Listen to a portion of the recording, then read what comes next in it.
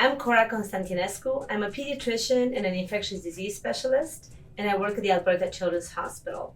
I'm also a clinical associate professor with the Cummings School of Medicine in the University of Calgary.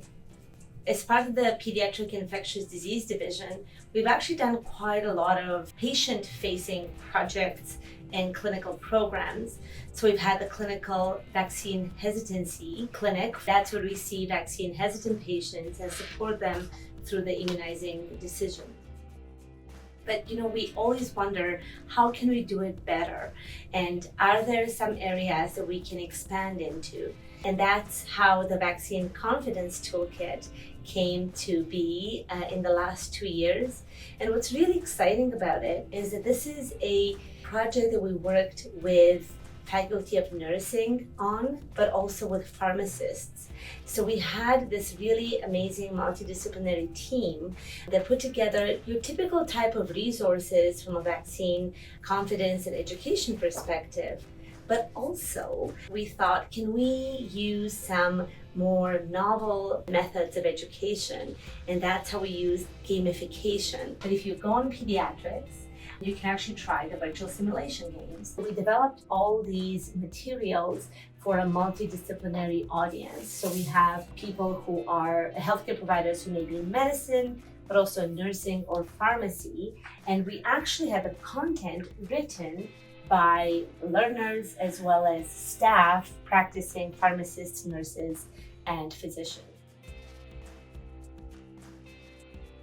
It's a great question, and I think to some extent it's because we're a specialized clinic, so we have, patients know that it's a vaccine counseling clinic and it's about those who may have hesitancy around vaccines. We definitely want patients to go to their family physicians and to their pediatricians, and we want them to have the discussion, and this is why we've built a lot of these tools so that the primary care physician as well as a pediatrician can actually have that conversation first with a patient.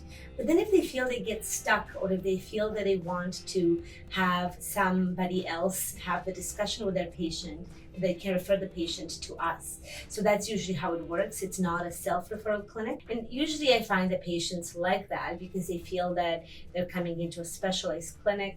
And I think that enables us to establish trust.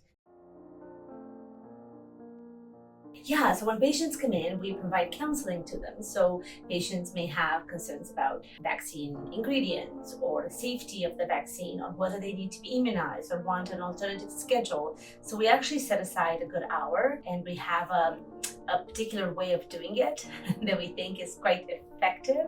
We start with a presumptive discussion, and then we tailor the conversation to that patient. Usually it's the parent that we're seeing, so to the parent and to that child that we're talking about.